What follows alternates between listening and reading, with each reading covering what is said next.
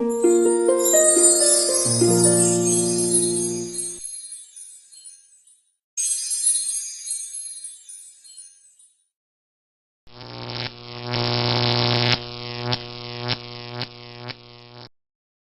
semuanya, pada video kali ini kita akan membahas mengenai materi baru yaitu non-current liabilities atau ada pada chapter 11. Non-current liabilities ini sendiri merupakan kewajiban yang diharapkan dapat dibayar oleh perusahaan lebih dari 1 tahun di masa depan. Nah, pada materi sebelumnya itu sudah dibahas mengenai current liabilities. Nah, untuk materi ini kita akan membahas non-current liabilities atau hutang jangka panjang. Kewajiban jangka panjang tersebut biasanya berbentuk yang pertama ada bonds, kemudian ada long term notes, dan yang ketiga ada lease obligations. Nah, fokus kita pada materi ini yaitu ada pada bonds atau biasa disebut dengan obligasi. Nah, bonds sendiri memiliki beberapa tipenya. Yang pertama yaitu secured and unsecured bonds. Secured bonds merupakan bonds yang memiliki aset yang dijaminkan oleh penerbit untuk obligasi yang diterbitkannya. Sedangkan unsecured bonds merupakan bonds yang diterbitkan tanpa adanya jaminan. Yang kedua ada convertible and callable bonds. Convertible bonds merupakan obligasi yang dapat ditukar menjadi saham biasa. Lalu callable bonds merupakan obligasi yang dapat ditebus sebelum jatuh temponya pada harga yang telah ditentukan atau pada stated price. Nah, di sini ada ilustrasi mengenai bonds. Acropolos SA pada 1 Januari 2020 menerbitkan bonds 100.000 euro dengan kupon rate sebesar 9%. Jatuh temponya 5 tahun dan bunga dibayarkan setiap tahunnya. Nah, pembeli bonds ini akan mendapatkan dua macam pembayaran, yaitu yang pertama berdasarkan prinsipal atau pokok hutangnya sebesar 100.000 yang akan dibayarkan pada jatuh tempo. Atau jatuh tempo di sini yang dimaksud yaitu 1 Januari 2025. Kemudian pembayaran bunga sebesar 9.000 euro didapat dari 100.000 euro dikali dengan 9%. Nah, pembayaran bunga ini didapat oleh pembeli bonds sebanyak 5 kali selama jangka waktu bonds ini. Ini contoh ilustrasinya dalam bentuk time diagrams. Di tahun pertama pembeli bonds akan mendapatkan bunga sebesar 9.000 euro. Begitu juga di tahun kedua sampai dengan tahun kelima. Kemudian pada tahun terakhirnya, pembeli bonds ini akan mendapatkan pembayaran prinsipal atau pokoknya sebesar 100.000 euro. Nah, sebelum masuk ke perhitungan yang ada di bawah, kita harus tahu dulu apa itu time value of money. Time value of money merupakan suatu konsep finansial yang menyatakan bahwa nilai uang sekarang lebih berharga dibandingkan dengan nilai uang yang jumlahnya sama di masa yang mendatang. Jadi contohnya misalnya 1 juta sekarang itu lebih besar nilainya dibandingkan dengan 1 juta di tahun 2031 contohnya. Nah, konsep ini digunakan dalam perhitungan market price dari bonds. Di sini kita ingin tahu kira-kira dari dua pembayaran berdasarkan principal dan interest ini berapa sih nilainya kalau misalnya kita tarik mundur ke nilai sekarang atau present value. Yang pertama, kita akan menghitung present value dari principal menggunakan PVIF.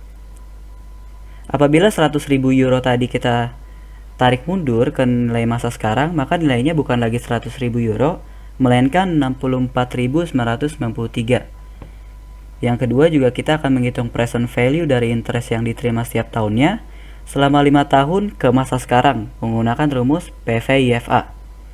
Apabila kita tarik mundur semua interest tersebut ke masa sekarang, maka totalnya akan sebesar 35.007 euro.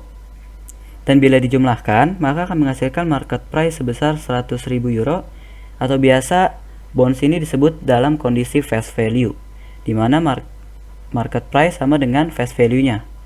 Nah, di sini market price sama dengan face value-nya karena rumus di atas yang digunakan PVIF dan PVIFA berasumsi bahwa market rate itu sebesar 9%, yaitu sama dengan rate dari obligasi.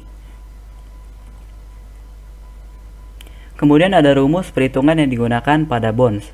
Nah, rumus ini yaitu PVIF atau Present Value Interest Factor, dan yang kedua ada PVIFA yaitu Present Value of Interest Factor of Annuity.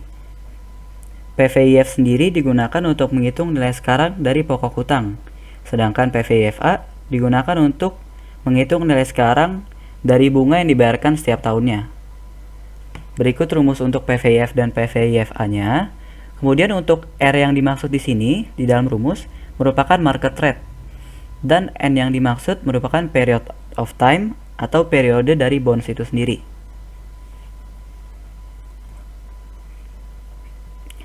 Kemudian penerbitan bonds itu memiliki 3 kondisi, yaitu discount, face value, dan premium. Kondisi discount terjadi apabila coupon rate atau bonds rate itu lebih kecil dibandingkan dengan market rate. Face value terjadi apabila coupon rate sama dengan market rate atau seperti ilustrasi sebelumnya. Dan yang terakhir, premium terjadi apabila coupon rate itu lebih besar dibandingkan dengan market rate. Nah, market rate di sini merupakan rate yang diinginkan oleh investor. Di sini ada sedikit ilustrasi mengenai coupon rate dan market rate. Apabila coupon rate atau bonds rate ini sebesar 10%, kemudian diissue pada market rate 12%, maka akan menghasilkan bonds dalam kondisi diskon. Kemudian untuk bonds rate 10% dan diissue pada rate market rate 10%, maka menghasilkan bonds pada kondisi face value. Dan yang terakhir, coupon rate 10% dan diissue pada market rate 8%, maka akan menghasilkan bonds dengan kondisi premium. Kemudian ada juga redeeming bonds atau penebusan obligasi. Nah, penebusan ini dapat dilakukan pada saat jatuh tempo atau biasa dikenal dengan redeeming bonds at maturity. Atau bisa juga sebelum jatuh tempo, atau biasa disebut dengan redeeming bonds before maturity. Yang pertama dibahas yaitu redeeming bonds at maturity. Di sini contohnya Candlestick AG memiliki bonds sebesar 100.000 euro yang sudah jatuh tempo. Asumsikan perusahaan membayar dan mencatat secara terpisah untuk pembayaran bunga pada akhir periode. Maka Candlestick AG mencatat perusahaan bonds pada jatuh tempo yaitu sebagai berikut. Jurnalnya yaitu bonds payable sebesar 100.000 pada cash sebesar 100.000. Kemudian redeeming bonds before maturity. Nah, contohnya di sini Candlestick AG telah menjual bondsnya pada kondisi premium. Pada akhir periode keempat, Candlestick melunasi bondsnya pada harga 103 atau pada 103%. Setelah membayar bunga tahunan. Carrying value atau nilai pada saat pelunasan merupakan 100.476 euro. Maka Candlestick AG dapat mencatat transaksi di atas sebagai berikut. Yang pertama ada bonds payable di debit sebesar 100.476. Kemudian di kredit ada cash sebesar 103.000. 103.000-nya ini didapat dari face value atau 100.000 itu dikali dengan stated price atau 103%. Maka kita bisa mendapat cash sebesar 103.000.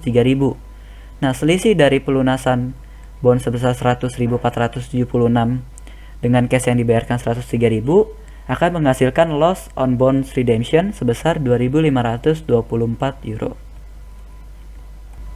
Bonds harus dicatat pada biaya perolehan yang sudah diamortisasi. Menurut IFRS, nilai yang sudah diamortisasi ini menggunakan metode effective interest. Nah, berikut ini merupakan step-step dalam penggunaan metode effective interest. Yang pertama, kita bisa menghitung bonds interest expense dengan mengkali carrying value atau nilai bonds pada awal periode dengan effective interest rate atau market rate. Yang kedua, yaitu dengan menghitung bonds interest paid dengan mengkalikan face value atau nilai nominal bonds dengan contractual interest rate atau coupon rate. Nah, yang ketiga, untuk menentukan amortization amount, tinggal mengurangi perbedaan antara bonds interest expense dan juga bonds interest paid. Untuk lebih jelasnya bisa dilihat di ilustrasi slide berikut ini. Nah, di sini ada Candlestick AG menjual bonds sebesar 100.000 euro dengan periode 5 tahun, bunga bonds 10% pada 1 Januari 2020 dengan harga 98.000 euro. Nah, atas terjualnya bonds tersebut, maka akan menghasilkan 2.000 euro bonds discount. Diskon ini muncul atas perhitungan effective interest rate dengan bunga 10,5348%.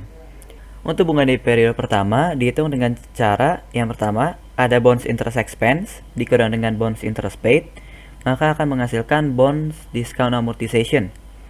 Nah, bonds interest expense sendiri itu didapat dari 98.000 atau bond carrying value dikali dengan market rate, maka akan menghasilkan 10.324 euro. Kemudian bond interest paid itu didapat dari face value sebesar 100.000 dikali dengan coupon rate, yaitu 10%, maka didapat 10.000 euro. Nah, selisih dari bond interest expense dan bond interest paid ini sebesar 324 yang merupakan amortisasi dari suatu bonds itu. Nah, di sini ada ilustrasi pembuatan bonds amortization schedule. Kita mulai dari kondisi diskon terlebih dahulu. Candlestick AG menjual bonds sebesar 100.000 euro dengan periode 5 tahun, bunga bond sebesar 10% pada 1 Januari 2020 dengan harga 98.000 euro. Atas terjualnya bond tersebut menghasilkan 2.000 euro bonds discount. Diskon ini muncul atas perhitungan effective interest rate dengan bunga 10,5348%. Tabel amortization schedule-nya ini seperti berikut, dimulai dari nama perusahaan, yaitu Candlestick AG. Kemudian bonds discount amortization schedule.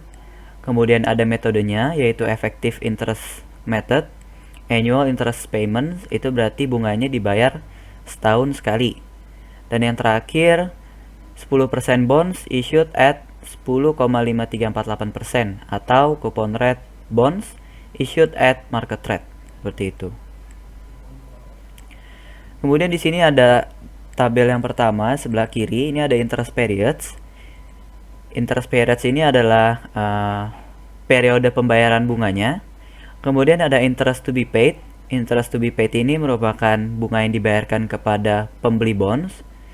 Kemudian ada interest expense to be recorded. Ini interest expense yang dicatat oleh Candlestick AG. Kemudian ada discount amortization. Discount amortization ini merupakan amortisasi diskon yang akan dicatat oleh perusahaan. Lalu ada unamortized discount. Total amount discount ini merupakan amount yang belum diamortisasi. Dan yang terakhir ada bond carrying value atau nilai bonds pada saat periode tersebut. Untuk periode yang pertama, interest to be paid ini dihitung dengan cara 10% dikali dengan 100.000 atau coupon rate kita kali dengan face value. Maka kita akan mendapat 10.000 euro. Kemudian untuk interest expense to be recorded itu didapat dari market rate dikali dengan preceding bond carrying value. Di sini interest expense to be recorded-nya sebesar 10.324. Didapat dari 10,5348% dikali dengan 98.000. Kemudian untuk discount amortization itu tinggal diselisih antara interest to be paid dan juga interest expense to be recorded. Maka kita akan mendapat sebesar 324 euro. Kemudian untuk unamortized discount didapat dari bagian D dikurang dengan bagian C, atau untuk periode ini 2000 dikurang dengan 324, maka kita akan mendapat 1676 euro. Dan yang terakhir, bond carrying value itu didapat dari 100.000 atau face value dikurang dengan bagian D. Untuk periode ini 100.000 kita kurang dengan 1676, maka kita akan mendapat bond carrying value sebesar 98.324 euro. Lanjut ke periode yang kedua, interest to be paid-nya juga masih sama, 10.000. Kemudian untuk interest expense itu berbeda. Di sini kita mendapat 10.358. Tapi untuk cara perhitungannya masih sama, market rate kita kali dengan preceding bond carrying value atau kita kali dengan 98.324. Kemudian untuk discount amortization masih sama, tinggal kita selisih antara bagian A dan B dan kita akan mendapat 358 euro. Kemudian untuk unamortized discount itu didapat dari bagian D dikurang dengan bagian C, atau di sini 1676 kita kurang dengan 358, maka kita akan mendapat 1318 euro.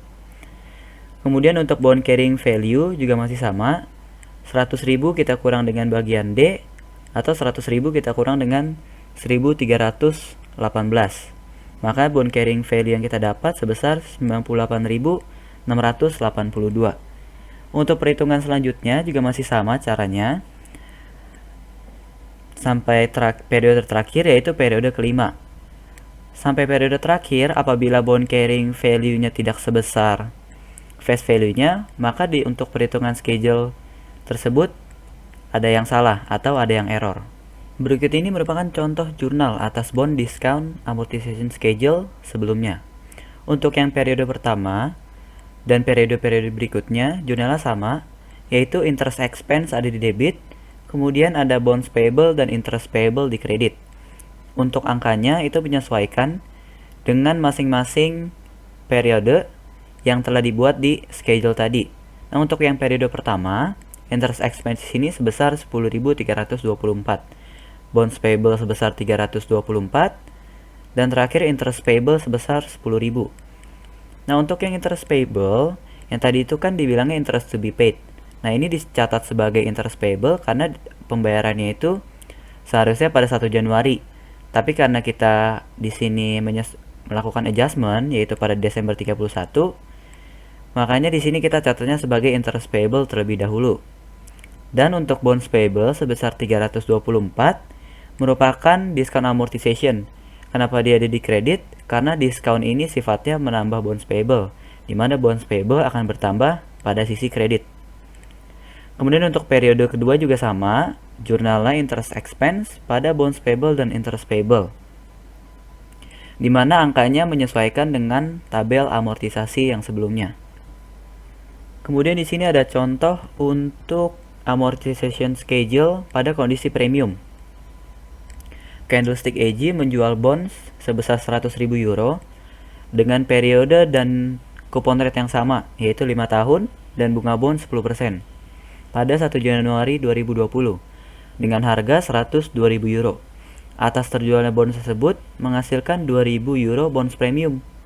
Premium ini muncul atas perhitungan effective interest rate dengan bunga 9,4794%. Seperti yang sebelumnya, terdapat judul terlebih dahulu, Candlestick AG, Bond Premium Amortization Schedule, Effective Interest Method, Annual Interest Payments, dan 10% bonds issued at 9,4794%. Untuk tabelnya, ini juga sama, interest periods, kemudian ada interest to be paid, interest expense to be recorded, premium amortization, unamortized premium, dan yang terakhir ada bond carrying value.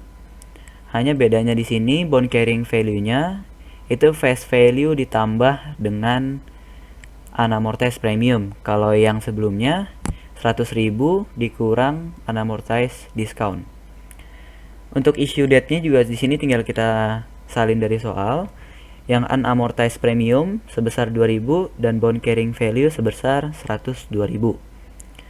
Untuk yang periode pertama, interest to be paid juga masih sama, 10% kita kali dengan face value, maka akan menghasilkan 10.000 euro. Kemudian interest expense to be recorded, itu 9,4794% atau market rate, kita kali dengan preceding bond carrying value, atau 9,4794% kita kali dengan 102.000. Kemudian premium amortization didapat dari selisih antara bagian A dan B, akan menghasilkan 331 euro. Kemudian di bagian D ada unamortized premium, itu didapat dari bagian D dikurang bagian C, atau di sini 2000 dikurang 331, maka kita akan mendapat 1669 euro. Dan yang terakhir bond carrying value, di sini dicari dengan 100.000 ditambah dengan bagian D, atau 100.000 ditambah dengan 1669, maka kita akan dapat bond carrying value sebesar 101.669. Begitu terus sampai periode terakhir. Dan untuk periode terakhir, bond carrying value-nya harus sebesar dengan face value. Apabila tidak sama, maka terjadi error pada pembuatan amortization schedule ini. Kemudian ada jurnal atas bond premium amortization schedule. Nah, untuk jurnalnya di sini berbeda dengan yang sebelumnya. Kalau untuk jurnal atas bonds premium, itu jurnalnya interest expense dan bonds payable pada debit, dan di kreditnya interest payable. Kenapa bonds payable-nya kali ini ada di debit? Karena untuk premium sendiri amortisasinya itu bersifat mengurang, dimana kita tahu bonds payable itu akan berkurang apabila ada di sisi debit. Kemudian untuk angkanya sebesar 9.669 untuk interest expense, bonds payable 331 dan interest payable 10.000. Itu berdasarkan tabel amortization tadi yang ada di slide sebelumnya. Untuk periode 1 seperti itu, dan untuk periode 2 juga sama. Interest expense dan bonds payable ada di sisi debit, dan interest payable ada di sisi kredit. Untuk angkanya juga menyesuaikan dengan tabel di amortization schedule tadi. Kemudian di sini kita akan membahas satu problem, yaitu problem 4. Di problem 4 ini Ginger Co menerbitkan bonds dengan nominal value sebesar $1 miliar dengan bonds interest rate-nya itu sebesar 12% pada 1 April 2018 dengan periodenya itu 3 tahun. Kemudian payment of interest-nya dibayar secara semi-annually setiap 1 April dan juga 1 Oktober. Diskon dan atau premium amortization di sini dihitung menggunakan metode effective interest. Kemudian the effective interest rate itu sebesar 10% per tahunnya, atau market rate-nya sebesar 10%. Pada 1 Oktober 2020, bonds dengan nominal value 600.000 itu ditebus dengan exchange rate-nya sebesar 102 di luar dengan current interest. Nah, di sini kita diminta untuk menghitung cash yang diterima oleh Ginger Co pada 1 April 2018. Kemudian kita diminta untuk membuat amortization schedule-nya untuk 1 April 2018 hingga 1 April 2021. Kemudian kita juga diminta untuk membuat jurnal pada tahun 2018 dan 2019 dan membuat jurnal untuk redemption of bonds-nya, adjusting entries pada 31 Desember 2020 dan pada saat jatuh temponya. Di sini kita hitung terlebih dahulu cash yang diterima oleh Ginger Co atau present value of bonds yang akan diterima oleh Ginger Co. Untuk instruction 1, kita harus menghitung cash receipt by Ginger Co. Nah, di sini menggunakan effective interest rate method, di mana mencarinya dengan PVIF dan juga PVIFA. Di mana PVIF rumusnya yaitu face value kita kalikan dengan 1 dibagi 1 plus R pangkat N, di mana R di sini merupakan market rate dan N di sini merupakan periodnya. Sebelum itu, di sini tadi diberitahu bahwa bonds interest rate atau coupon rate sebesar 12% annually per tahun. Kemudian untuk market rate-nya di sini the effective interest rate sebesar 10% per tahun, dan untuk periodenya itu untuk 3 tahun atau 3 kali pembayaran di sini. Nah, karena di sini dia menggunakan semi-annual interest payments, maka dari itu rate dan periodenya ini mesti kita convert dulu menjadi semi-annually. Untuk rate itu kita bagi dengan 2, untuk periode kita kali 2. Maka dari itu untuk semi-annually coupon rate-nya menjadi 6%, market rate-nya menjadi 5%, dan periodenya menjadi 6 kali pembayaran. Baru setelah itu kita bisa masuk untuk menghitung cash receipt menggunakan PVIF. Di sini PVIF menggunakan face value dikali dengan 1/1 plus R pangkat N. Face value-nya merupakan 1 juta, didapat dari nominal value di sini sebesar 1 juta. Kemudian untuk R-nya kita menggunakan market rate yang sudah di-convert tadi, yaitu sebesar 5%. Kemudian untuk N-nya kita menggunakan periode yang 6 kali yang sudah di-convert menjadi semi annually. Nah, setelah itu 1 juta kita kali dengan 0,74622 berdasarkan perhitungannya, maka kita akan mendapat PVIF sebesar 746.220. Kemudian untuk PVIFA itu didapat dari interest kita kali dengan 1 min buka kurung 1 per 1 plus R pangkat N, dan semuanya dibagi dengan R. R-nya masih sama, market rate, dan N di sini juga masih sama, merupakan periode yang sudah di-convert tadi. Nah, interestnya di sini itu merupakan hasil dari face value kita kali dengan coupon rate. Coupon rate ini kita pakainya yang semi annually juga, yaitu 6%. Nah, setelah itu bisa kita hitung 1 juta dikali 6%, maka bunganya yang dibayarkan itu 60.000 kita kali dengan 5,07569 berdasarkan perhitungan ini. Setelah itu kita akan mendapat hasil dari pengkalian ini sebesar 304.541. Total dari PVIF dan juga PVIFA akan menghasilkan PV of bonds atau present value of bonds sebesar 1.050.761. Untuk cara perhitungan ini bisa menggunakan rumus PVIF dan PVIFA, atau apabila di soal sudah disediakan seperti di soal ini, sebenarnya sudah disediakan untuk PVIF dan juga PVIFA-nya. Nah, di sini kalau bisa dipakai juga untuk cross check. Ini yang tabel PVIF, ini tabel yang PVIFA. Nah, yang tabel PVIF terlebih dahulu, kita tadi menggunakan market rate sebesar 5% dan juga untuk periode yang 6 kali. Maka di sini kita bisa dapat 0,74622 untuk PVIF-nya. Kalau kita cocokkan dengan perhitungan kita tadi, itu sama 0,74622. Berarti sudah benar. Kemudian untuk yang PVIFA-nya 5% dan juga periodenya 6 kali. Maka kita dapat 5,07569. Nah, ini juga sudah sama dengan hasil perhitungan PVIFA kita tadi, 5,07569. Nah, maka dari itu untuk perhitungan PVIF dan PVIF-nya ini sudah benar. Begitu cara untuk menghitung cash receipt untuk Ginger Co. Kemudian untuk instruction yang kedua, di sini kita diminta untuk membuat amortization table dari 1 April 2018 hingga 1 April 2021.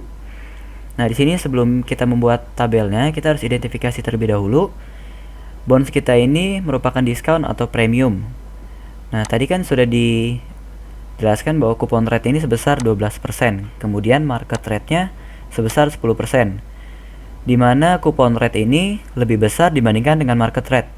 Nah, apabila kondisinya seperti ini, maka bonds-nya ini merupakan bonds premium karena coupon rate kita lebih besar dibandingkan dengan market rate, seperti yang sudah dijelaskan pada PPT sebelumnya. Untuk tabelnya seperti ini, tabel premium bonds amortization schedule, sama seperti yang ada di PPT sebelumnya, di mana ada Ginger Co, kemudian premium bonds amortization schedule, effective interest method, semi-annual interest payments, dan 6% bonds issued at 5%. Kemudian ada tanggal, ada interest paid, interest expense, kemudian ada premium amortization, unamortized premium, dan yang terakhir ada bond carrying value. Kita mulai dari issue date yang terlebih dahulu. Issue date di sini 1 April 2018. Kita langsung masukin unamortized premium sebesar 50.761 dan bond carrying value 1.050.761, di mana bond carrying value-nya ini berdasarkan perhitungan PV of bonds kita tadi.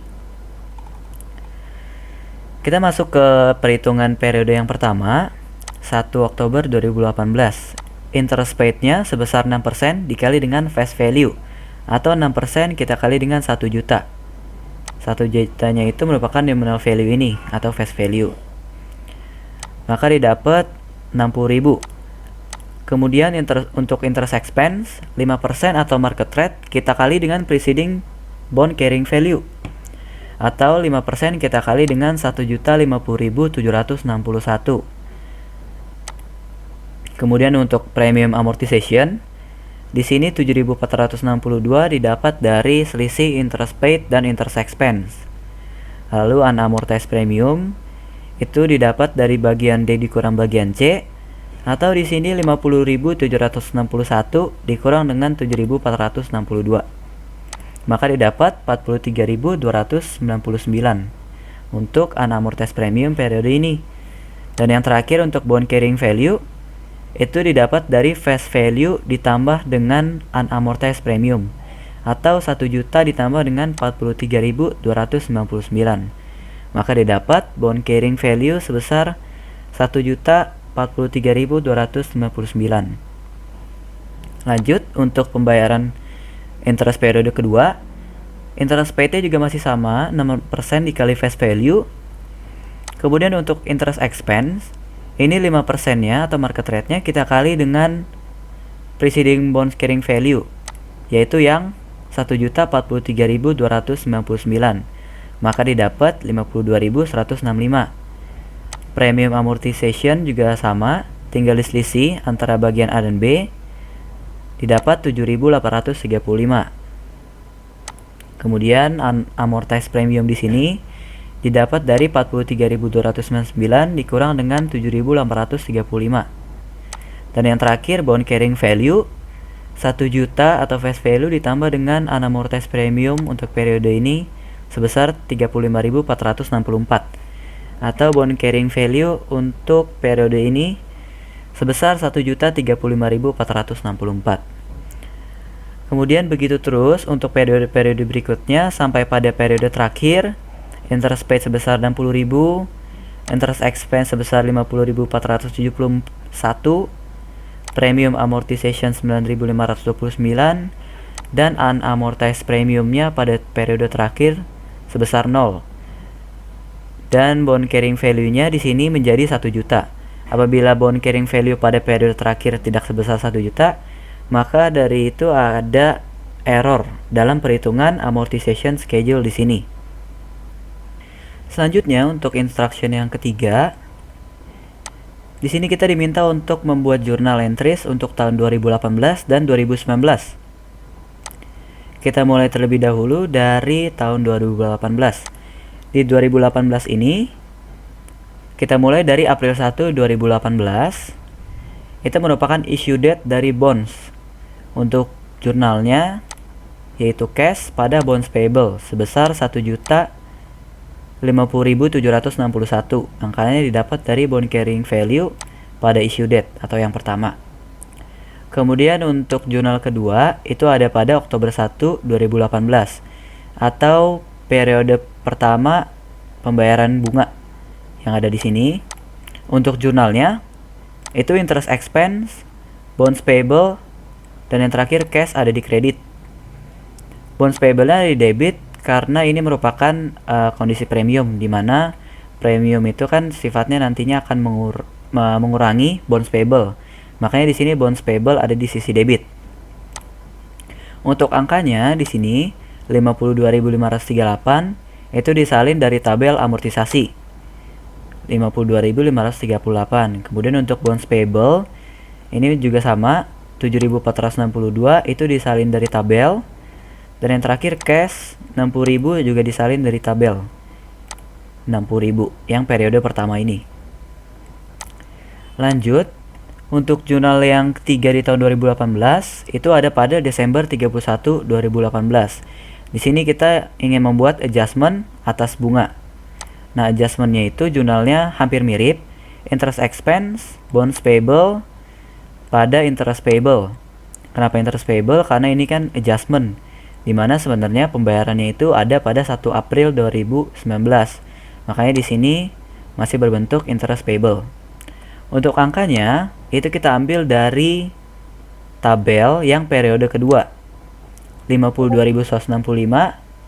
Untuk interest expense kita kali terlebih dahulu 3/6. terhitung dari Oktober, November, dan Desember, 3 bulan. 3 per 6 dikali dengan 52.165. Kemudian sama juga untuk bonds payable 7.835 kita kali dengan 3 per 6. Untuk interest payable juga sama. Di sini 30.000 itu hasil dari 60.000 dikali dengan 3 per 6, maka didapat 30.000. Kemudian untuk yang tahun 2019 itu dimulai pada April 1, 2019. Di mana April 1, 2019 ini jurnalnya interest expense, interest payable, bonds payable pada cash. Di mana sebenarnya jurnalnya ini mirip dengan yang sebelum-sebelumnya, cuman di sini ada tambahan interest payable akibat dari adjustment di 31 Desember 2018 yang ini. Angkanya untuk yang interest expense itu didapat dari 52.165 kita kali dengan 3 per 6, yaitu terhitung dari Januari, Februari, dan Maret. Kemudian untuk interest payable itu tinggal disalin dari yang adjustment sebelumnya. Kemudian bonds payable juga dari 7.835 dikali dengan 3 per 6, maka didapat 3.918. Dan yang terakhir selisihnya ini ada di cash sebesar 60.000, yaitu berdasarkan interest paid yang periode kedua ini. Lanjut, jurnal kedua di tahun 2019 itu berada pada Oktober 1, 2019. Jurnalnya pun masih sama seperti biasa, interest expense, bonds payable pada cash. Untuk angkanya tinggal disalin aja dari tabel amortisasi yang periode ketiga ini.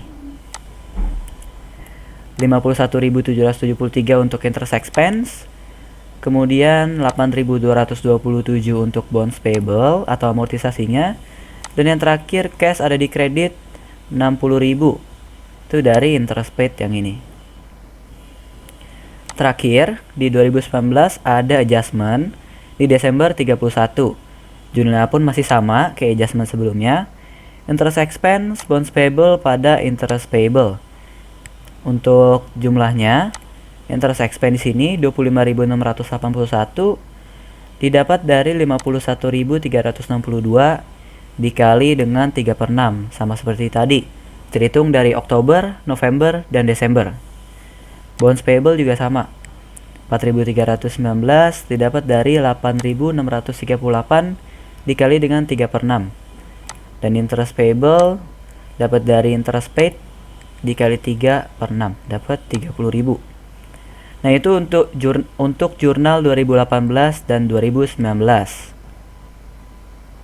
Selanjutnya, untuk instruction yang keempat, kita diminta untuk membuat jurnal atas penebusan bonds pada tanggal 1 Oktober 2020, adjustment pada 31 Desember 2020, dan pada saat jatuh tempo April 1, 2021.